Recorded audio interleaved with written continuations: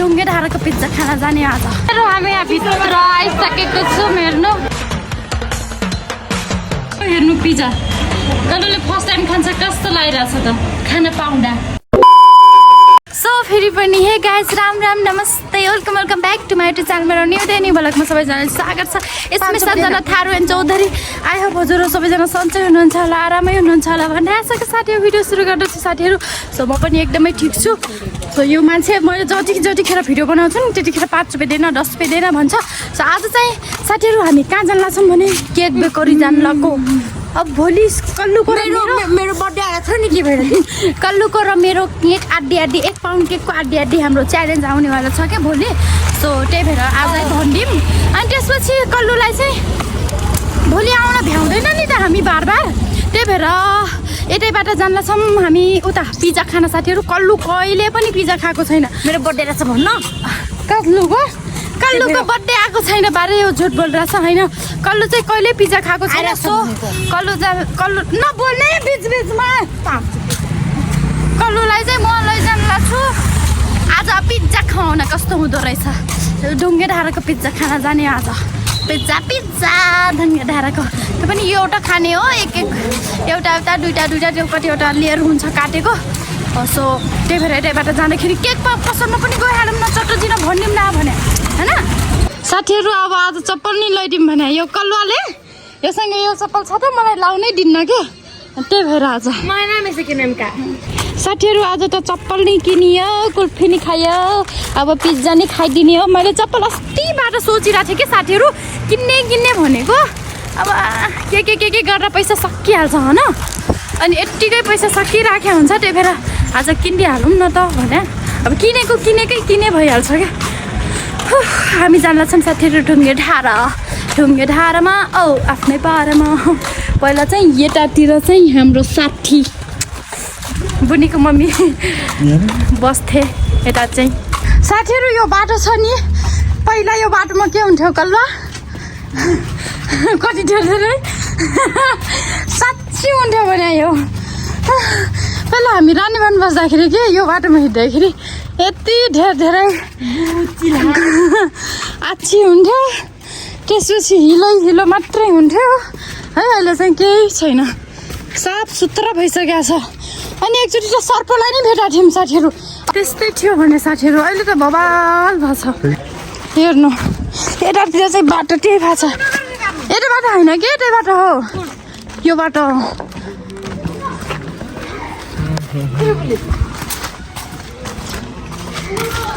तेरे सिवा यहाँ पहिला यस्तो थिएन साथीहरू यो बार थिएन अझ बबाले बनिसकेको छ यहाँ देख्नु हो यहाँ चाहिँ बब्बाल त्यो गेम सेम भयो भने यतै हुन्छ कि यही ठाउँमा हुन्छ अनि यहाँ चाहिँ बबाल फले जस्तो मानेको थिएँ मैले छैन रहेछ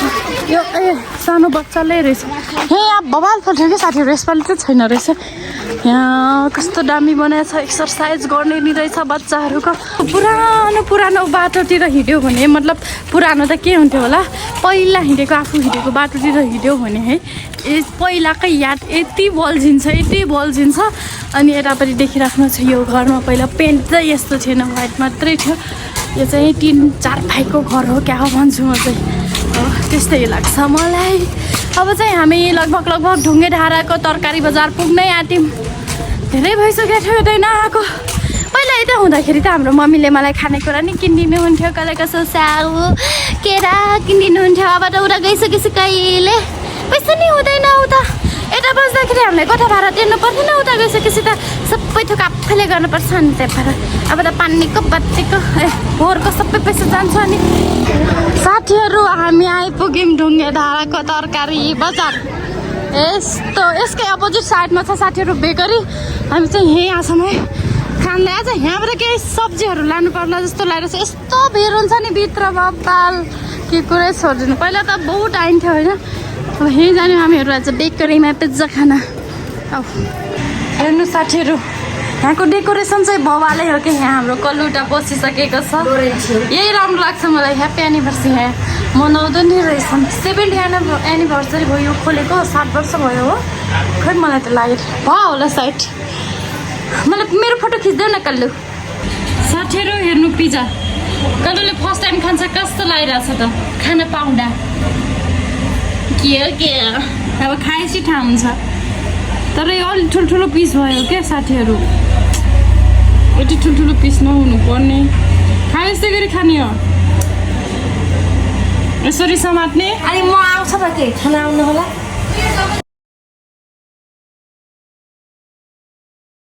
मैले 2टा खाइसकेँ कल्लुले भर्खरै एउटा मिठो छैन फर्स्ट टाइम सुरुमा खाँदा त मलाई नै कहाँ मिठो लागेको थियो त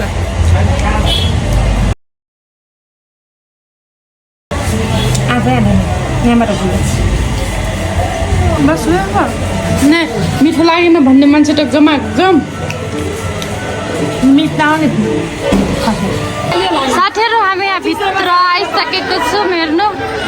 50को 1.5 किलो रे साथीहरू 100 रुपियाँको 3 किलो सब्जी मण्डल हो नि त यतिको त हुनु पर्यो होइन अनि त्यही भएर लगिदिउँ भने हेर्न सुन्न सक्नुहुन्छ आवाज मेरो भन्दा अर्कैको आइराख्यो होला है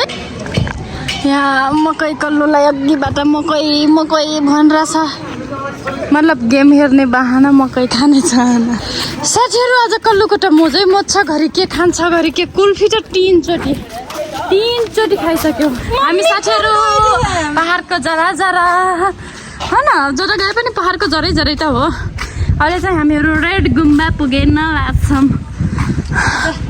यस्तो बबल हावा आइरहेछ कि कुरै छोडिनु यस्तो मजाको हावा आइरहेछ अनि हामीहरू तरकारी के लिएका छौँ त्यो चाहिँ रुममै गएर देखाउँछु ल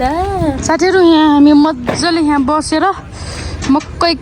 मकै खाँदै इन्जोय गर्दै होइन पहिला यो पछाडि ब्याकग्राउन्ड देखिराख्नु छ त यहाँ चाहिँ मुस्कान नर्सरी चोक थियो अनि त्यसपछि यतातिर चाहिँ फुलहरू त छ अझै बट यतातिर हरायो क्या यो कसले लियो यहाँ घर पनि थिएन पहिला त यता सबै नर्सरी चोक फुलबारी मात्रै थियो यता यहाँ अब टमाटर पछि ल्याएको सब्जी हो साथीहरू भेन्टा करैला भिन्डी अनि काँक्रो 2टा काँक्रो जस्तो लागेको थियो त एउटै रहेछ सो यो चाहिँ हो 100 रुपिसको अनि त्यसपछि टमाटर चाहिँ कति भन्ने 50 रुपियाँको 1.5 किलो है यो चाहिँ 100 रुपियाँको 1.5 किलो र आज पिज्जा पनि कल्लुलाई खुवायो खासै मिठो लागेन भनिरहेको थियो ठिकै हुन्छ खासै मलाई नि खासै मन पर्दैन